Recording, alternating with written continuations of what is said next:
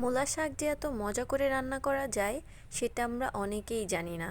আমরা নর্মালি মূলা শাক শুধু ভাজি করে খাই। আজকে আপনাদের মূলা শাকের খুবই মজাদার একটা রেসিপি দেখাবো। এখানে প্রথমে আপনারা চিংড়ি মাছ একটু তেলে হালকা হলুদ ও লবণ দিয়ে ভেজে নেবেন। গুঁড়া চিংড়ি নেবেন। এরপর কুচি করে রাখা মূলা শাক ভাজা চিংড়িগুলোর সাথে মিশিয়ে দেবেন। এরপর এতে কিছু পেঁয়াজ কুচি দিয়ে দিবেন। তারপর কিছু মরিচ ফালি করে কেটে দিয়ে দিবেন।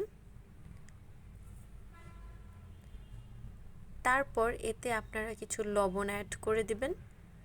এই উপকরণগুলো এবার ভালো মতো মিশিয়ে কিছুক্ষণ ভেজে নেবেন হালকা পানি ছাড়া পর্যন্ত। এক্সট্রা কোনো পানি দিবেন না। মূলা শাক থেকে যে পানিটা উঠবে সেটা দিয়ে এটা ভালো করে সিদ্ধ করবেন একদম সিদ্ধ হওয়া পর্যন্ত।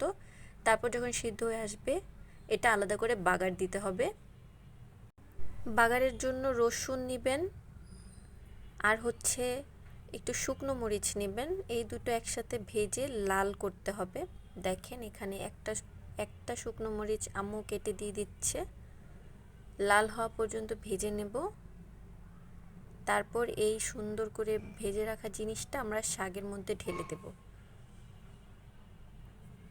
চুলা অন থাকবে, শাক রান্না হতে থাকবে। ভালো মতো মিশিয়ে অনেকক্ষণ ভেজে নেবেন। সুন্দর পানিটা শুকিয়ে আসা পর্যন্ত ভাজতে হবে। এভাবে আপনারা রান্না করে খেয়ে দেখবেন। এটা আমার হাজবেন্ডের খুবই ফেভারিট। আমার মা আমরা আসলে এটা রান্না করে দেয়। এটা দিয়ে আপনারা এক প্লেট ভাত নিমিষে শেষ করতে পারবেন। এটা খুবই টেস্টি, রান্না করে খাবেন। ধন্যবাদ।